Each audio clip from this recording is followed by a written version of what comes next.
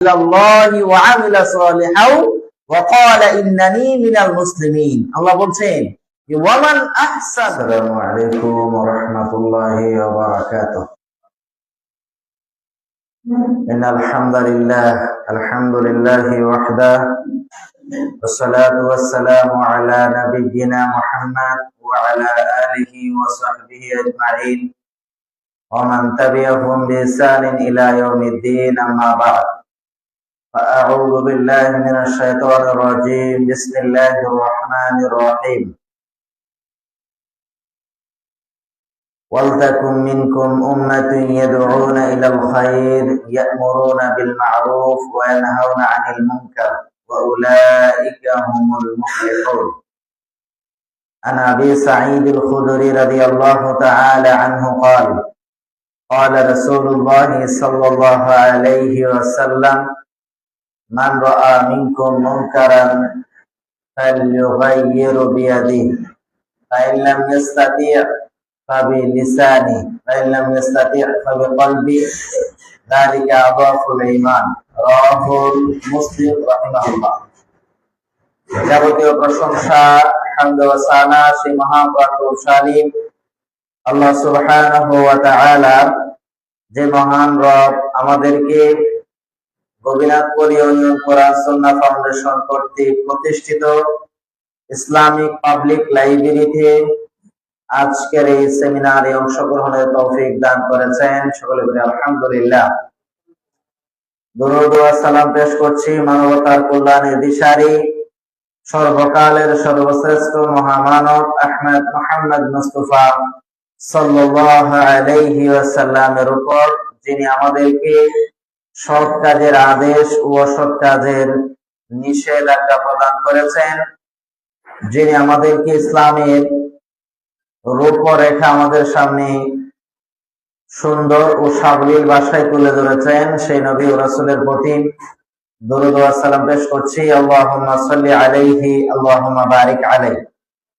আজকের সংক্ষিপ্ত দিনী বৈঠকের আলোচনার বিষয় আল আমরু বিল মারুফ ওয়ান নাহয়ু আনিল মুনকার, সৎ কাজের আদেশ করা, অসৎ কাজের নিষেধ করা। এই সংক্রান্ত বিষয়ে পবিত্র কোরআনুল কারীম ও সহিহ হাদিস থেকে প্রমাণ ভিত্তিক কিছু কথা বলে আজকের আলোচনার ইতি টানব ইনশাআল্লাহ।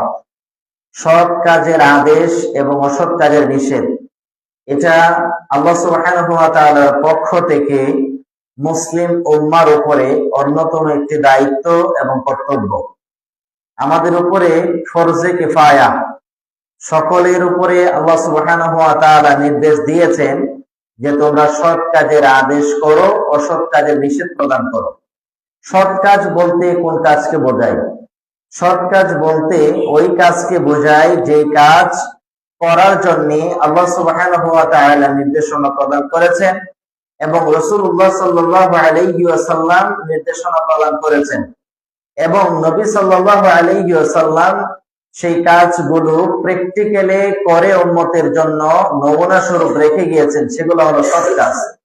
আর অসৎ কাজ বলতে সেই কাজকে বোঝায় যে কাজগুলো অন্যায়, অপরাধ, জুলুম, বেবিচার, এরকম কাজ যেগুলা ইসলামী শরিয়া সাপোর্ট করে না, এই সমস্ত কাজকে বলা হয় অসৎ কাজ। এর উপকারিতা কি? সৎ কাজের আদেশ এবং অসৎ কাজের নিষেধ, এর উপকারিতা। সৎ কাজের আদেশ ও অসৎ কাজের নিষেধের মাধ্যমে একটা মানুষ তার সমাজে সুন্দরভাবে বসবাসের মতো জায়গা হয়। সৎ কাজের আদেশ ও অসৎ কাজের নিষেধের মাধ্যমে একটা মানুষ তার শ্রেষ্ঠত্ব পেয়েছে। সৎ কাজের আদেশ ও অসৎ কাজের নিষেধের মাধ্যমে সমাজ সুন্দর হয়, দেশ সুন্দর হয়, পরিবার সুন্দর হয়, এবং পরকালীন জগতে তার মুক্তির অন্যতম একটা উপায় হলো সৎ কাজের আদেশ এবং অসৎ কাজের নিষেধ।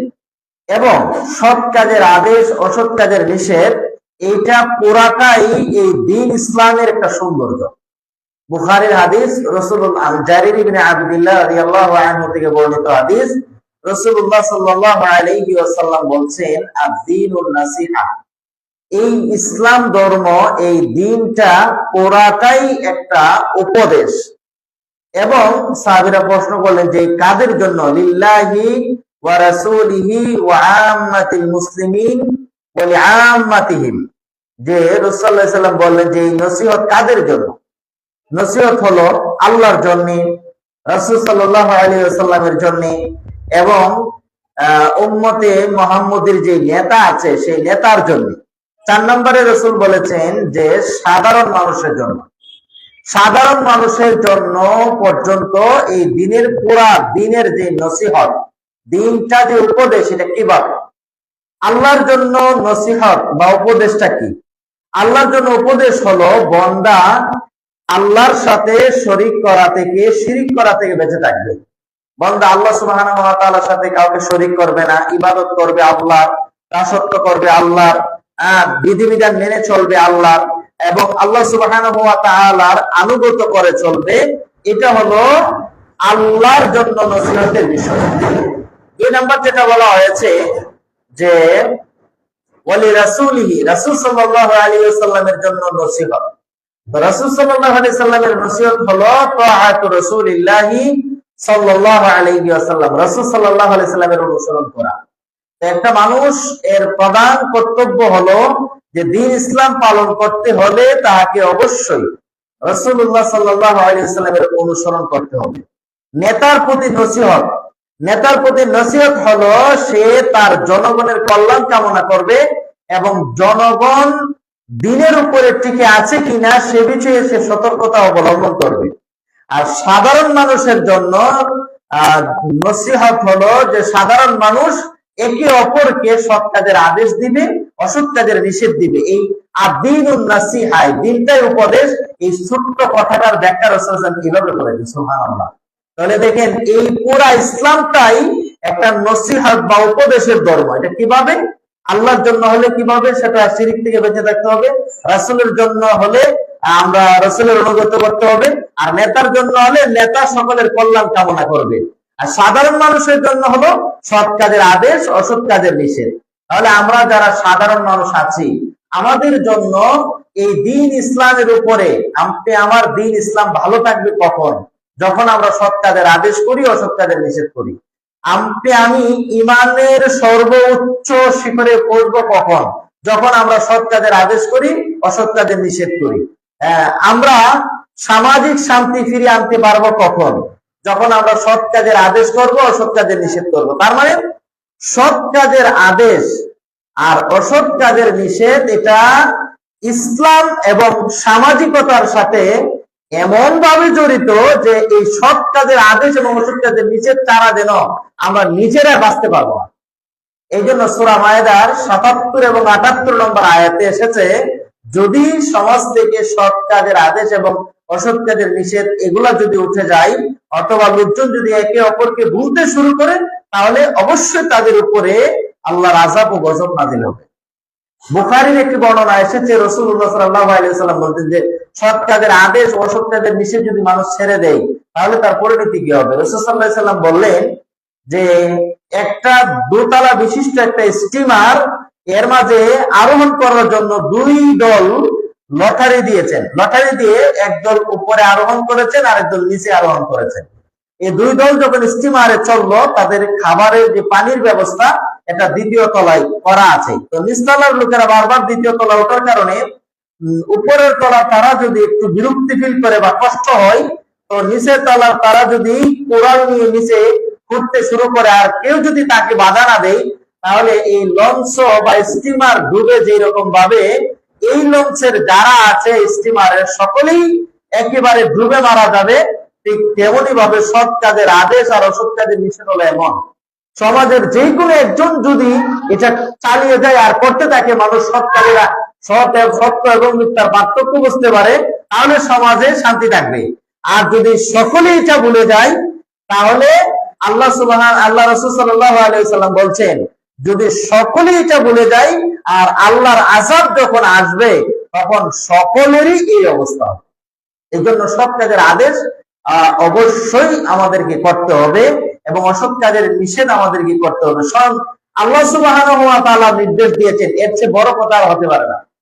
সূরা আরাফের 199 নম্বর আয়াতে আল্লাহ রাব্বুল আলামিন বলছেন, খুদিল আফওয়া, তোমরা কি করো? একে অপরকে ক্ষমার নীতি অবলম্বন করো। খুযিল আফওয়া ওয়া'মুর বিল মা'রুফ ওয়ানহা আনিল ওয়া'মুর বিল উরফ এবং ওয়া'রিদ আনিল জাহিলিন, যে তোমরা ওয়া'মুর বিল উরফ সৎ কাজের আদেশ প্রদান করো, ওয়া'রিদ আনিল জাহিলিন মূর্খদের থেকে দূরে থাকো। এরপরে সূরা নাহলের 90 নম্বর আয়াতে আল্লাহ রাব্বুল আলামিন বলেন যে, সূরা নাহলের 90 নম্বর আয়াতে আল্লাহ সুবহানাহু ওয়া তাআলা এত সুন্দর ভাবে আমাদেরকে বলছেন, ইন্নাল্লাহা ইয়া'মুরু বিল আদলি ওয়াল ইহসান ওয়া ইতা'i যিল কুরবা ওয়া ইয়ানহা আনিল ফাহশাই ওয়াল মুনকার ওয়াল বাগই ইয়া'iযুকুম লা'আল্লাকুম তাযাক্কারুন। এই যে আয়াতটা, এটা সবাই আমরা মুখস্থ, সবাই প্রত্যেক খুতবায়, প্রত্যেক জুমার খুতবার দ্বিতীয় খুতবা এটা পড়ে। এটা কেন পড়ে? এই আয়াতের অর্থ কোনদিন আমরা জেনেছি? এই আয়াতে আল্লাহ কি বলেছেন এটা বারবার স্মরণ করে দিচ্ছেন। রাসূলুল্লাহ খুতবা মাঝে এটা পড়তেন, বা আমরা খতিবরা খুতবা মাঝে পড়ি। আসলে এই খুতবার এই আয়াতের তাৎপর্য কি, সর্বশেষ আল্লাহ সুবহানাহু ওয়া তাআলা এটা স্মরণ করে দেয়।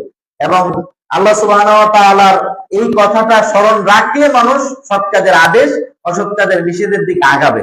যে ইন্নাল্লাহা, নিশ্চয় আল্লাহ, ইয়া'মুরু, তিনি নির্দেশ দিচ্ছেন, আদেশ দিচ্ছেন, বিল আদলি ওয়াল ইনসাফ, আদলি ওয়াল ইহসান, যে তোমরা, আদল শব্দের অর্থ হলো ন্যায় পরায়ণতা, আর ইহসান শব্দের অর্থ হলো দয়া। তাহলে সামাজিকতার দিক থেকে তোমরা অবশ্যই একে অপরের প্রতি দয়া করবে, একে অপরের প্রতি ইহসান করবে। তারপরে ইন্নাল্লাহা ইয়া'মুরু বিল আদলি ওয়াল ইহসান ওয়া ইতা'i যিল কুরবা, এবং তোমরা প্রদান করবে তোমাদের নিকট আত্মীয়দেরকে। এরপরে বলছেন ওয়া ইয়ানহা আনিল ফাহশাই ওয়াল মুনকার ওয়াল বাগই, যে তোমরা বিরত থাকবে, দূরে থাকবে অশ্লীল কাজ থেকে, পাপাচার কাজ থেকে, মানে সীমা লঙ্ঘনের কাজ থেকে। তাহলে দেখেন, এই আয়াতে আমাদেরকে বারবার শিখিয়ে দিচ্ছেন, এই আয়াতে বারবার আমাদেরকে স্মরণ করিয়ে দিচ্ছেন, প্রতি জুমায় স্মরণ করে দিচ্ছেন যে আমরা যেন ইনসাফ করি, আমরা যেন ইহসান করি, আমরা যেন অসৎ কাজ থেকে মানুষকে দূরে রাখি, দূরে থাকার চেষ্টা করি। তারপরে এটা আল্লাহর পক্ষ থেকে নির্দেশ। এরপর আল্লাহ, আমরা এরপরে সূরা বাকারার আরেকটি আয়াত করি, ফাযকুরুনি আযকুরুকুম ওয়াশকুরুনি ওয়ালা তাকফুরুন, যে তোমরা ফাযকুরুনি, তোমরা আমাকে স্মরণ করো, আযকুরুকুম, আমিও তোমাদেরকে স্মরণ করব, ওয়াশকুরুনি, তোমরা আমার শুকরিয়া আদায় করো, ওয়ালা তাকফুরুন, তোমরা আমার নাশুকরিয়া আদায়কারী হয় না, অস্বীকারী হয়ো না। তার মানে আল্লাহ বারবার স্মরণ করিয়ে দিচ্ছেন যে তোমরা আমাকে স্মরণ করবা না কেন? আমি আল্লাহ তোমাকে হাত দিয়েছি, পাও দিয়েছি, জবান দিয়েছি, চোখ দিয়েছি, কথা বলার মতো ক্ষমতা দিয়েছি। সবকিছু যদি আমি আল্লাহ তোমাদেরকে দেই, দেওয়ার পরেও আমার বিধান তোমরা পালন করবে না, মানে এটা হতে পারে না।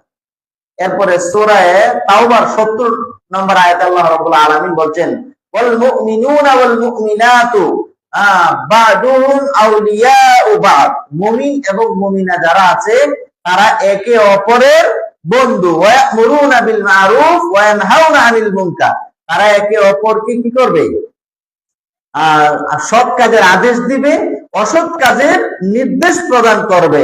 সায়ারহামুহুমুল্লাহ, তাহলে আল্লাহ তাদের উপরে রহম করবেন। তাহলে এই আয়াত থেকে আমরা যেটা পেলাম, সূরা তাওবার এই আয়াত থেকে যেটা পেলাম, যে যদি আমরা একে অপরের বন্ধু হই, মুমিন এক মুমিন আরেক মুমিনের বন্ধু, এক মুমিনা আরেক মুমিনার বন্ধু, আর একে অপরের সৎ কর্ম, আমরা সৎ কাজের আদেশ দিব, অসৎ কাজের নির্দেশ প্রদান করব, তবে এটার মাধ্যমে আল্লাহ বলছেন তোমাদের উপরে আল্লাহ রহম করবেন। তার মানে সৎ কাজের আদেশের মাধ্যমে, আপনি যদি সৎ কাজের আদেশ করেন, তাহলে এর মাধ্যমে আল্লাহ আপনার উপর রহম করবেন। সুবহানাল্লাহ।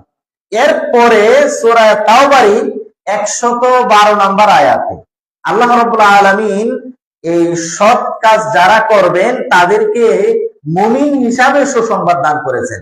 ওয়াবাশশিরিল মুমিনিন, আল্লাহ বলছেন যে মুমিন হিসাবে তাদেরকে সুসংবাদ দাও। কিসের সুসংবাদ? যে তাদের স্থান হলো জান্নাতে। সুবহানাল্লাহ।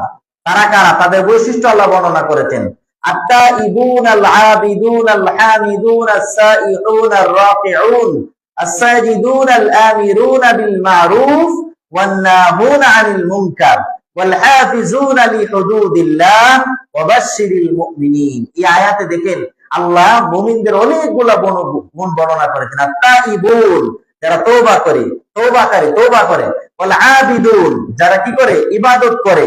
আত-তাইবুন আল আবিদুন আল হামিদুন, হামিদুন মানে যারা আল্লাহর প্রশংসা করে, ওয়াসাইউন আর রাকিউন, যারা রাত্রি জাগরণ করে, যারা রুকু সিজদা করে, তারপরে আমিরুনা বিল মারুফ ওয়ান নাহুনা আনিল মুনকার, যারা সৎ কাজের আদেশ করে অসৎ কাজের নিষেধ করে, এবং ওয়াল হাফিজুনা লিহুদুদিল্লাহ, আল্লাহর যে সীমারেখা আছে এই আল্লাহর এই সীমারেখাকে তারা কি করে? হেফাজত করে।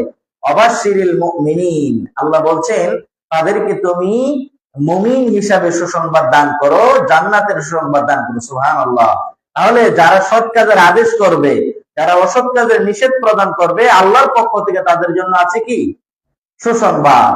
এরপরে আমরা সূরা আলে ইমরানের দিকে যাই। সূরা আলে ইমরানের দুটি আয়াত বর্ণিত হয়েছে এত সুন্দর ভাবে যে আপনি আমি যে মানুষ হিসাবে শ্রেষ্ঠত্ব পেয়েছি, মর্যাদাবান হয়েছি, এর মূল কারণ হলো সৎ কাজের আদেশের মাধ্যমে। আমরা যেই কারণে শ্রেষ্ঠ, এটাই হলো দাওয়াতি কাজ, এটাই হলো সৎ কাজের আদেশ আর অসৎ কাজের নিষেধ। কিন্তু এটা থেকে এটাই আমরা ভুলে গেছি। আল্লাহ রাব্বুল আলামিন সূরা আলে ইমরানের 104 নম্বর আয়াতে বলেন, ওয়ালতাকুম মিনকুম উম্মাতুন ইয়াদউনা ইলাল খায়র, যে তোমাদের মধ্যে একদল হওয়া উচিত, এমন একদল হওয়া উচিত যে যারা কল্যাণের দিকে মানুষকে ডাকবে। ইয়াদউনা ইলাল খায়র, মানুষকে ডাকবে কল্যাণের দিকে। ওয়ায়ামুরুনা বিল মারুফ, এবং তারা মানুষকে নির্দেশ প্রদান করবে সৎ কাজের। ওয়ায়ানহাউনা আনিল মুনকার, এবং নিষেধ করবে অসৎ কাজ থেকে। উলাইকা হুমুল মুফলিহুন, তারাই হলো সফল কাম। তাহলে এই আয়াতে আল্লাহ বলেছেন যারা মানুষকে কল্যাণের পথে ডাকবে, যারা মানুষকে সৎ কাজের আদেশ করবে, যারা মানুষকে অসৎ কাজে নিষেধ করবে, তারাই হলো কি? সফল। এখন সফলতার মাপ কাটিও সৎ কাজের আদেশ, অসৎ কাজের নিষেধ। এরপরে আমরা সূরা আলে ইমরানের 110 নম্বর আয়াত দেখি। সূরা আলে ইমরানের 110 নম্বর আয়াতে আল্লাহ রাব্বুল আলামিন বলেন, কুনতুম খায়রা উম্মাতিন উখরিজাত লিন-নাস, তোমাদের মাঝে তোমরাই হলো শ্রেষ্ঠ উম্মত। কুনতুম খায়রা উম্মাতিন উখরিজাত লিন-নাস, তোমরা মানুষের জন্য তোমাদেরকে প্রেরণ করা হয়েছে, বের হয়েছে মানুষের জন্য। তা'মুরুনা বিল মারুফ ওয়া তানহাউনা আনিল মুনকার, যে তোমরা কি? মানুষকে সৎ কাজের আদেশ দিবে, অসৎ কাজের নির্দেশ দিবে। ও তুমিনুনা বিল্লাহ, আল্লাহর প্রতি ঈমান আনবে। তার মানে আল্লাহর প্রতি ঈমান আনা, সৎ কাজের আদেশ দেওয়া, অসৎ কাজের নিষেধ প্রদান করা, এটা আমাদের শ্রেষ্ঠ উম্মতের নিদর্শন। আমরা শ্রেষ্ঠত্বের কারণ হলো এটাই, আমরা আল্লাহর প্রতি ঈমান আনবো, সৎ কাজের আদেশ দিব, অসৎ কাজের নিষেধ প্রদান করব।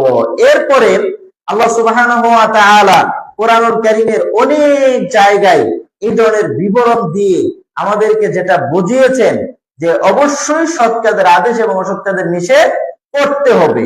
এরপর আল্লাহ সূরা ফুসসিলাতের মাঝে বলেন, ওয়ামান আহসানু কাওলাম মিম্মান দাআ ইলাল্লাহি ওয়া আমিলা সালিহাও ওয়া ক্বালা ইন্নানী মিনাল মুসলিমিন। আল্লাহ বলছেন যে ওয়ামান আহসানু, ওই ব্যক্তির কথার চেয়ে আর কার কথা সর্বোত্তম হতে পারে? যে কাওলাম মিম্মান দাআ ইলাল্লাহ, যে ব্যক্তি মানুষকে আল্লাহর পথে ডাকে, ওয়া আমিলা সালিহান, এবং আমলে সালেহ করে, নেক কাজ করে। এরপরে বলে ওয়া ক্বালা ইন্নানী মিনাল মুসলিমিন, আমি মুসলিমদের মধ্য থেকে একজন। তার মানে মানুষকে আল্লাহর পথে ডাকা, মানুষকে কল্যাণের পথে ডাকা, মানুষকে দ্বীন ইসলামের পথে ডাকা, এটা একজন মুসলিমের পরিচয়। আর এটাই হলো পৃথিবীর শ্রেষ্ঠ কথা। সুবহানাল্লাহ। এই জন্য আমাদেরকে সৎ কাজের আদেশ এবং অসৎ কাজে থেকে নিষেধ অবশ্যই করতে হবে, কেননা এটা হলো নবীওয়ালা দায়িত্ব, নবীদের দায়িত্ব। আমাদের নবী মুহাম্মদ সাল্লাল্লাহু আলাইহি ওয়াসাল্লাম বিদায় হজের ভাষণে সাহাবীদেরকে সামনে রেখে বলছিলেন যে ইউবাল্লিগুশ শাহিদুল গায়ব, আমি কি আজ তোমাদের মাঝে সবকিছু পৌঁছে দিতে পেরেছি? সাহাবীরা বললেন, হ্যাঁ অবশ্যই আপনি সবকিছু পৌঁছে দিলেন। এরপরে তিনি বলছেন ইউবাল্লিগুশ শাহিদুল গায়ব, আজকে যারা উপস্থিত আছো তোমরা অনুপস্থিতদের কাছে সবকিছু পৌঁছে দিবে। তো এই ধারাবাহিকতায় রাসূল চলে যাওয়ার পরে সাহাবীরা, সাহাবীদের পরে তাবিঈরা, তাবিঈদের পরে তাবিঈরা, তাবিঈদের পরে আইম্মে মুজতাহিদিন, আইম্মে মুজতাহিদিনের পরে সালাফে সালেহিন, এই সালফে সালেহিনদের মাধ্যমে এইভাবে আস্তে আস্তে করে শায়েখদের মাধ্যমে আমরা এই দেশে দ্বীন ইসলাম পেয়েছি, আমাদের পর্যন্ত এসেছে একে অপরে আপনার পৌঁছানোর মাধ্যমে। এই জন্য রাসূলুল্লাহ সাল্লাল্লাহু আলাইহি ওয়াসাল্লাম বলছেন বাল্লিগু আন্নি ওয়ালাউ আয়া, আমার পক্ষ থেকে পৌঁছে দাও, একটি আয়াত হলো তুমি পৌঁছে দাও যেটা আমার পক্ষ থেকে।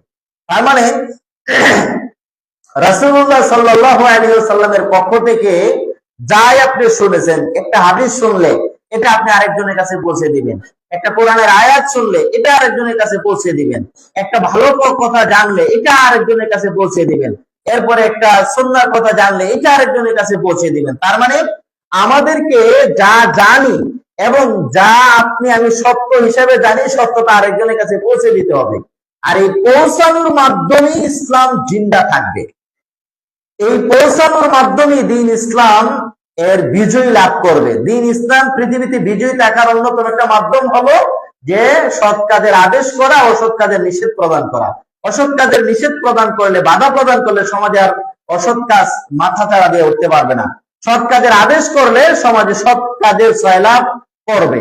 এই জন্য রাসূলুল্লাহ সাল্লাল্লাহু আলাইহি ওয়াসাল্লামের সাহাবী আবু সাঈদ খুদরি রাদিয়াল্লাহু আনহুর হাদিসটা শুনিয়ে রাসূল আবু সাঈদ আল খুদরি রাদিয়াল্লাহু আনহু قال قال رسول الله صلى الله عليه وسلم, আবু সাঈদ খুদরি রাদিয়াল্লাহু আনহু থেকে বর্ণিত, তিনি বলেন রাসূলুল্লাহ সাল্লাল্লাহু আলাইহি ওয়াসাল্লাম বলেছেন যে মান রাআ মিনকুম মুনকারান, তোমাদের কেউ যদি কোনো অশ্লীল কাজ দেখে, অন্যায় কাজ দেখে, তাহলে ফালইউগাইয়িরু বিয়াদি, সে যেন তার হাত দ্বারা সেটাকে বাধা প্রদান করে। তার মানে যদি অন্যায় কাজ দেখার পরে সেটা যদি কারো ক্ষমতা থাকে, তাহলে অবশ্যই আমরা হাত দিয়ে তাকে প্রতিহত করার চেষ্টা করব। এটা একটা ইমানদারের, একটা মুসলিমের দায়িত্ব।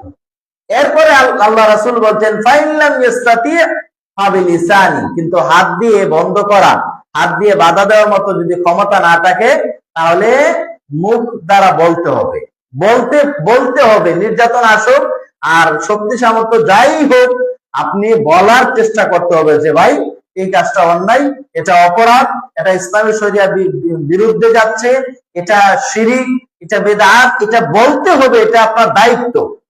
এরপরে রাসূলুল্লাহ বলছেন ফাইনাল মিসরাতি ফাবি কলবি, যদি মুখ দিয়ে বলার মতো কোনো ক্ষমতা না থাকে, তাহলে অন্তর দিয়ে ঘৃণা করতে হবে। এরপরে বলছেন যে জালিকা আদআফুল ঈমান, আর এটাই হলো ঈমানের সর্বনিম্ন, দুর্বল ঈমানের লক্ষণ। এখন আমরা যদি কোনো অন্যায় কাজ দেখার পরে হাতের শক্তি আছে, মুখে বলার শক্তি আছে, ক্ষমতা আছে, সবকিছু আছে, এরপর আমরা এড়িয়ে চলি, তাহলে বুঝতে হবে আমাদের ঈমানের থার্মোমিটার, ঈমানের লেভেল মাপা হয়ে গেছে, আপনি দুর্বল ঈমানের অধিকারী। এখন ঈমান যদি তাজা, যদি আপনি মুখ দিয়ে বলতে পারেন সাহস করে, অথবা হাত দিয়ে যদি প্রতিহত করতে পারেন, তাহলে বুঝতে হবে যে ঈমানের সর্বোচ্চ স্তরে আপনি আছেন। এই জন্য সৎ কাজের আদেশ আর অসৎ কাজের নিষেধ করা, এর ভিতরে থাকা, এটা চর্চা করা, এটাও ঈমান মাপার একটা থার্মোমিটার। সুবহানাল্লাহ। সৎ কাজের আদেশ এবং অসৎ কাজের নিষেধের মাধ্যমে আপনি লেগে থাকা, মাঝে মাঝে সপ্তাহে একদিন হলো সৎ কাজের আদেশ করতে হবে, দৈনিক না, প্রতি ঘন্টায় না পারলে প্রতিদিন একবার, প্রতিদিন না পারলে অন্তত সপ্তাহে একবার, নয়তো মাসে একবার হলেও সৎ কাজের নির্দেশ মানুষদেরকে করতে হবে, অসৎ কাজের নিষেধ করতে হবে। যে এটা অসৎ কাজ, বন্ধু বান্ধব মিলে তিনজন একসাথে চলতেছেন, তিনজনের মাঝে তিনজনই বিভিন্ন কথাবার্তা, ভালো কথা বলতেছেন, আর মাঝখানে একজন গান বাজালো, তো আপনি যদি বন্ধু বান্ধবের কাছে এই কথাটা না বলতে পারেন যে না এটা অন্যায়, এটা মিউজিক বাজানো যাবে না, অথবা অশ্লীল ছবি দেখা যাবে না, তিনজন একসাথে চলাফেরার মাঝখানে আরেকজন যদি একজন বেগানা নারীর সাথে চেটিং করে অথবা ফোন করে, আপনি যদি এই কথাটা বলতে না পারেন যে এটা করা যাবে না বা এটা অন্যায়, এটা করা যাবে না, এই যে এইটা করা, এইটা বলাও কি, এটা এক প্রকার জিহাদ। রাসূলুল্লাহ সাল্লাল্লাহু আলাইহি ওয়াসাল্লাম বলছেন যে আল জিহাদু, সবচেয়ে বড় জিহাদ হলো ওই জিহাদ যেটা একজন জালেম বাদশার কাছে সত্য কথা বলা, জালেম বাদশার কাছে সত্য কথা বলা, আর বিপদ পরিস্থিতির মোকাবেলায় আপনি সত্যটাকে তুলে ধরা, এটা সবচেয়ে বড় জিহাদ। এই জন্য সৎ কাজের আদেশ করা, অসৎ কাজের নিষেধ করা, এটা এক সময় বা এক এক পর্যায়ে গিয়ে জিহাদের পর্যায়েও পড়ে। এই জন্য আল্লাহ সুবহানাহু ওয়া তাআলা বলছেন ইয়া আইয়ুহাল্লাযীনা আমানু কু আনফুসাকুম ওয়া আহলিকুম নারা, হে ইমানদারগণ তোমরা নিজেরাও জাহান্নামের আগুন থেকে বাঁচো, তোমাদের পরিবার পরিজনকে জাহান্নামের আগুন থেকে বাঁচাও। এই জন্য নিজে আগে জাহান্নামের আগুন থেকে বাঁচতে হবে, পরিবার পরিজনকে জাহান্নামের আগুন থেকে বাঁচাতে হবে। এখন পরিবার পরিজনকে জাহান্নামের আগুন থেকে বাঁচাতে হলে অবশ্যই তাদের মাঝে সৎ কাজের নির্দেশ করতে হবে, যে পরিবারকে সালাত আদায় করানোর চেষ্টা করতে হবে, পরিবারকে ভালো কাজ করানোর চেষ্টা করতে হবে। পরিবার যদি অশ্লীলতার মাঝে ডুবে থাকে সেগুলো থেকে পরিবারকে বের করে আনার চেষ্টা করতে হবে। পরিবারের কেউ যদি হারামের সাথে জড়িত থাকে সেই হারাম থেকে নিষেধাজ্ঞার মাধ্যমে বুঝিয়ে তাদেরকে ফিরিয়ে আনার চেষ্টা করতে হবে। কিভাবে করব সেটা, এটাও আল্লাহ সুবহানাহু ওয়া তাআলা কোরআনে বলে দিয়েছেন যে উদউ ইলা সাবিলি রাব্বিকা বিল হিকমাতি ওয়াল মাউইজাতিল হাসানা। হ্যাঁ, তুমি তাদেরকে ডাকো আল্লাহর পথে, উদউ ইলা সাবিলি রাব্বিকা বিল হিকমা, হিকমতের সহিত, প্রজ্ঞার সহিত, কাউকে গালি দিয়া নয়, কাউকে ধমক দিয়ে নয়, কাউকে মারপিট করে ইসলামের পথে আনা যাবে না, তাকে আদর্শ দিয়ে আনতে হবে, হিকমার সহিত আনতে হবে। এরপরে বলছেন ওয়াজাদিলহুম বিল্লাতি হিয়া আহসান, তাদের সাথে যখন তর্ক বিতর্ক হবে সেটাও একদম সুন্দর ভাবে করতে হবে, উত্তম উপদেশ দিতে হবে। তাহলে যে ফাইন্নাহু আদাওয়াতুন কান্নাহু ওয়ালিয়ুন হামীম, যদি তাদের শত্রুতাও থাকে, একজন যদি কারো শত্রু থাকে আর যদি আপনি তাকে সালাম দেন, বারবার সালাম দেন, বারবার তাকে কুশলতার বিনিময় করেন, দেখবেন এই শত্রু একদিন বন্ধুতে পরিণত হয়ে যাবে। এটা আল্লাহ সুবহানাহু ওয়া তাআলার ফর্মুলা।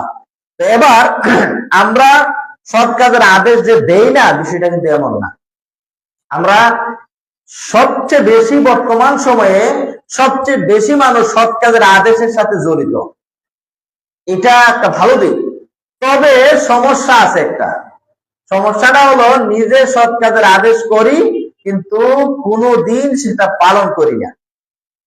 বর্তমানে সৎ কাজের আদেশ দেওয়াটা সহজ, একটা ভালো কাজ পেয়েছেন, ভালো একটা হাদিস পেয়েছেন, ফেসবুকে পোস্ট করে দিলেন, সৎ কাজের আদেশ হয়ে গেল।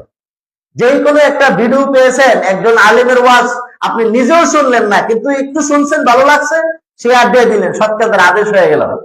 তো এটা খুব ভালো কাজ। তবে এইটার ব্যাপারে একটা হাদিস আসছে, এই হাদিসটা শুনলেই শরীরের পশমগুলা দাঁড়িয়ে যাওয়ার মতো। রাসূলুল্লাহ সাল্লাল্লাহু আলাইহি সাল্লামের একজন সাহাবী হাদিসটি বর্ণনা করছেন যে কিয়ামতের ময়দানে একজন ব্যক্তিকে জাহান্নামে নিক্ষেপ করার পরে, জাহান্নামের আগুনে তো সে জ্বলবেই, কিন্তু জাহান্নামে নিক্ষেপ করার পরে তার অবস্থাটা হবে তার পেটের নাড়ি ভুঁড়িগুলা পেট থেকে বের হয়ে যাবে, পেটের নাড়ি ভুঁড়িগুলা বের হয়ে সামনে পড়ে থাকবে, আর সেই নাড়ি ভুঁড়িকে কেন্দ্র করে এইভাবে ঘুরতে থাকবে, এরকম ভাবে ঘুরতে থাকবে, এরকম ভয়ানক শাস্তি দেওয়া হবে। তখন বলা হবে যে এই ব্যক্তির এই শাস্তি কেন, যে সে তার নারী ভুঁড়ি ফেলেও রাখতে পারতেছে না, ভিতরে ঢোকাতে পারতেছে না, কিন্তু নারী ভুঁড়িকে নিয়ে এইভাবে ঘুরতেছে, ব্যাপারটা কি? তখন ওই ব্যক্তিকে দেখে অনেকে চিনে ফেলবেন, হাই হাই, সে তো আমাদের এলাকার হুজুর, অথবা আমরা তো তাকে খুব ভালো জানতাম, ভাই তোমারই পরিণতি কেন, তুমি আজকে এই কঠিন শাস্তিতেও ভুগছো কেন? সে বলল যে আমি তোমাদেরকে আমরুকুম বিল মারুফ, আমি তোমাদেরকে সৎ কাজের আদেশ দিতাম, ওয়ানহা আনিল মুনকার, আমি তোমাদেরকে অসৎ কাজের নিষেধ প্রদান করতাম, কিন্তু আমি নিজের বেলায় সেটা করতাম না। নিজে নামাজের কথা বললেন কিন্তু আজান দিছে বলে হুজুর আজান দিয়েছেন, নামাজও যান গা, আপনি হুজুরকে নামাজের নির্দেশ দেন কিন্তু নিজে নামাজ পড়েন না। বলে যে আজকে জুমার দিন, দোস্ত আজকে শুক্রবার, আজকে জুমার দিন, আজকে নামাজে যাইতে হবে, তোরা যা আমি আসতেছি, তাদেরকে মসজিদে পাঠাই দিয়ে আপনি চলে আসলেন। তার মানে আপনার বন্ধুর উপরে যে এরকম সালাত ফরজ ছিল, আপনার উপরও ফরজ ছিল, আপনি যে তাকে ফেলে দিলেন, পরিণতি হতো ওইটাই। এই জন্য সূরা সফ 2 নম্বর আয়াতে আল্লাহ রাব্বুল আলামিন বলছেন ইয়া আইয়ুহাল্লাযীনা আমানু লিমা তাকুলুনা মা লা তাফআলুন, হে ঈমানদারগণ তোমরা ওই কথা কেন বলো যা তোমরা করো না। এই জন্য আমরা ওই কথা বলতে হবে যেই কথা, যেই কাজ আমরা করি, যেই কথা আমরা বলি, নিজের মাঝে তা বাস্তবায়ন আছে, এরকম কথাবার্তা আমরা মানুষের মাঝে উপস্থাপন করতে হবে, মানুষের মাঝে বলতে হবে এইটা সৎ কাজ, এটা ভালো কাজ, আপনি নিজেও করবেন, আরেকজনকে যখন করার নির্দেশ দিবেন তখন দেখা যাবে যে অবশ্যই সে সেটা পালন করতে বাধ্য, আর সে পালন করবে একটা মানুষ আদর্শ দেখে যে আসলে সে যে আমাকে সালাতের কথা বলছে, সে যে আমাকে নামাজের কথা বলছে, আসলে সে নিজে নামাজ পড়ে কিনা। এখন যদি দেখে যে সে নিজেই নামাজ পড়ে না, সে আবার আয়েশা নামাজের জন্য কথা বলে, তাহলে সে মানতে চাইবে না। এই জন্য আল্লাহ বলে দিয়েছেন যে তোমরা ওই কথা বলিও না যা তোমরা করিও না, ওই কাজ করিও না, ওই কাজের নির্দেশ প্রদান করিও না যেই কাজ তোমরা কি নিজেরা করো না। এই জন্য আদর্শ দেখাতে হবে মানুষের মাঝে, এই সৎ কাজের আদেশ করার জন্য, সমাজে দাওয়াতি কাজ পৌঁছানোর জন্য একটা আদর্শবান মানুষ হতে হবে। রাসূলুল্লাহ সাল্লাল্লাহু আলাইহি ওয়াসাল্লাম ছিলেন এরকম ব্যক্তিত্বপূর্ণ পুরুষ, যাকে দেখে হাজার হাজার মানুষ কাফের, যাদের অন্তর ছিল পাথরের মতো শক্ত, তারাও একদিন নরম হয়ে রাসূল সাল্লাল্লাহু আলাইহি ওয়াসাল্লামের হাতে কালিমা পড়ে মুসলমান হয়েছেন। বুখারীর একটা বর্ণনা আছে, সুমামা ইবনে উসাল, নামটা কি বলুন তো? সুমামা ইবনে উসাল, সে সাহাবী হয়েছেন রাদিয়াল্লাহু আনহু, পরবর্তীতে ইসলাম গ্রহণ করেছেন। সুমামা ইবনে উসাল ছিলেন ইয়ামামা গোত্রের সর্দার, অর্থাৎ একটা গোষ্ঠীর সর্দার। ওই সময় গোষ্ঠীভিত্তিক সমাজ পরিচালিত হতো। তো এই গোষ্ঠীর সর্দার সুমামা ইবনে উসাল রাসূল সাল্লাল্লাহু আলাইহি ওয়াসাল্লামের সাহাবীদের হাতে ধরা পড়েছে। রাসূল সাল্লাল্লাহু আলাইহি ওয়াসাল্লামের সাহাবীরা তাকে ধরে এনে মসজিদে নববীর খুঁটির সাথে আপনার বেঁধে রাখছেন, মসজিদের খুঁটির সাথে বাঁধা। রাসূলুল্লাহ সাল্লাল্লাহু আলাইহি ওয়াসাল্লাম তাকে দেখে জিজ্ঞেস করলেন, গিয়ে বললেন, ইয়া সুমামা, তোমার কি খবর? তো ওই ব্যক্তির অবস্থাটা দেখেন, ওই ব্যক্তির হাত পাও বাঁধা, খুঁটির সাথে বাঁধা। রাসূল যদি বলে তাকে মানে জবাই করো, সাহাবীরা কিন্তু সাথে সাথে জবাই করে ফেলবে। কিন্তু এই রকম মাজুর অবস্থায়, বিপদে পড়া অবস্থায় এই লোকটা রাসূলের সাথে দুর্ব্যবহার করলেন। সে রাসূল সাল্লাল্লাহু আলাইহি ওয়াসাল্লামকে হুমকি দিলেন, বললেন যে তুনইম আলা শাকিরাতিন ইন তাকতুল ফাকতুলানি, যে যদি তুমি আমাকে ছেড়ে দাও, হে মুহাম্মদ শুনে রাখো আমার অবস্থা জানার আগে, যদি আমাকে ছেড়ে দাও তাহলে তোমার প্রশংসা করা হবে, আর যদি তুমি আমার শরীর থেকে রক্ত জড়াও তাহলে জেনে রাখো আমার কওমের লোকেরা, আমার গোষ্ঠীর লোকেরা তোমার এই হত্যার বিচার করে ছাড়বে, তোমাকে ছাড় দেওয়া হবে না। দেখেন রাসূল কি কত বড় হুমকি দিলেন। রাসূল কিছুই বললেন না। পরদিন এসে সে বাধাই রইল। পরের দিন এসে আবার বললেন, সুমামা কি খবর? সে রাসূলকে এইভাবে হুমকি দিলেন। তৃতীয় দিন এসে যখন আবার রাসূল তাকে জিজ্ঞেস করলেন, হে সুমামা তোমার কি খবর? তখন সে রাসূলকে আবার এইভাবে হুমকি দিলেন।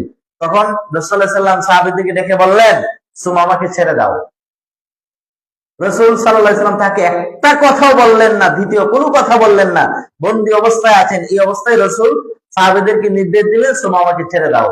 আল্লাহ রাসূলের কথা শুনে সাহাবীরা সুমামাকে ছেড়ে দিল। সুমামা মসজিদে নববী থেকে বের হয়ে সেখানে মসজিদে নববী থেকে বের হওয়ার পরেই আল্লাহ সুবহানাহু ওয়া তাআলা তার অন্তরটাকে ঘুরিয়ে দিলেন, তার অন্তরে হেদায়েতের নূর ঢেলে দিলেন। সুবহানাল্লাহ। যে সুমামা রাসূলকে ধমক দিয়েছিলেন, এই সুমামা আল্লাহ সুবহানাহু ওয়া তাআলা তাকে পরিবর্তন করে দিলেন, তার অন্তরকে নরম করে দিলেন। মসজিদের পাশেই একটা কূপ ছিল, সেখান থেকে গোসল করে সে দৌড়ে এসে রাসূল সাল্লাল্লাহু আলাইহি ওয়াসাল্লামের কাছে এসে বলছেন যে আপনি যে সত্য নবী আমার বিশ্বাস হয়েছে, আপনি ইয়া রাসূলুল্লাহ আপনি শুনে রাখুন, আমি সাক্ষ্য দিচ্ছি আন্নাকা রাসূলুল্লাহ, আপনি আল্লাহর রাসূল। জেনে রাখুন কিছুক্ষণ আগেও আমার কাছে পৃথিবীর সবচেয়ে ঘৃণিত ব্যক্তি ছিলেন আপনি, কিন্তু আমার কাছে এখন মনে হচ্ছে পৃথিবীর শ্রেষ্ঠ মানুষ আপনি, আমার কাছে সবচেয়ে প্রিয় মানুষ হলেন আপনি। সুবহানাল্লাহ। আমার কাছে এই মক্কা মদিনা নগরীর মদিনাটাই একদম বিষাক্ত হয়ে গিয়েছিল, কারণ আপনি মদিনাতে এসে মদিনাতে দ্বীনের দাওয়াত এমন ভাবে দেওয়া শুরু করলেন যে যেটা আমাদের বাপ দাদার ধর্মের মাঝে চুলকানি লাগতেছে। তখন আমাদের কাছে মনে হয়েছিল এই মুহাম্মদ এসে আমাদের সমাজকে ধ্বংস করছে, আমাদের দেশকে ধ্বংস করছে, এই মদিনাকে ধ্বংস করছে, বিষাক্ত করছে। এই জন্য মদিনাকে আমার ভালো লাগতো না। ইয়া রাসূলুল্লাহ জেনে রাখুন, এখন আমার কাছে মনে হচ্ছে এটা হেদায়েতের একটা নগরী, এই মদিনা নগরী শ্রেষ্ঠ নগরী। সুবহানাল্লাহ। আমার কাছে এই মসজিদের প্রতি বিষাক্ততা ছিল, এই মসজিদ আমি দেখতে পারতাম না, কিন্তু আমার কাছে মনে হচ্ছে পৃথিবীর শ্রেষ্ঠ স্থান এই মসজিদ, এই মসজিদ আমার কাছে খুব ভালো লাগতেছে। তাহলে আল্লাহ সুবহানাহু ওয়া তাআলা এই সুমামা ইবনে উসালের নূর গড়িয়ে দিলেন। সুমামা ইবনে উসাল রাদিয়াল্লাহু আনহুর মাঝে হেদায়েতের নূর ভাসিয়ে দিলেন। কেন? ওই যে হেদায়েতের যে বিষয়টা, এটা আল্লাহ সুবহানাহু ওয়া তাআলা তার অন্তরে ঢেলে দিয়েছেন। তিনি হেদায়েতের পথে চলে আসছেন যে রাসূল সাল্লাল্লাহু আলাইহি ওয়াসাল্লামের আদর্শ দেখে। এই জন্য আমরা নিজেরা আদর্শবান হব, আমরা নিজেরা ভালো থাকার চেষ্টা করব এবং নিজেরা পাপ কাজে জড়িত হব না। তাহলে আপনি আমার থেকে মানুষেরা কথাবার্তা গ্রহণ করবেন। আল্লাহ সুবহানাহু ওয়া তাআলা আমাদেরকে সৎ কাজের আদেশ এবং অসৎ কাজের নিষেধ করার তৌফিক দান করুন, আল্লাহুম্মা আমিন। আমরা যেন সৎ কাজের আদেশ করতে পারি, অসৎ কাজের নিষেধ করতে পারি, সেই কিছু ইলম যেন অর্জন করতে পারি, আল্লাহ আমাদেরকে তৌফিক দান করুন, আল্লাহুম্মা আমিন। আল্লাহ সুবহানাহু ওয়া তাআলা আমাদের এই লাইব্রেরিকে কবুল করুন, আল্লাহুম্মা আমিন। আল্লাহ সুবহানাহু ওয়া তাআলা আমাদেরকে কোরআন সুন্নাহর প্রতি অটল থাকার তৌফিক দান করুন, আল্লাহুম্মা আমিন। أقول قولي هذا أستغفر الله لي ولكم ولسائر المسلمين سبحانك اللهم وبحمدك أشهد أن لا إله إلا أنت أستغفرك وأتوب إليك.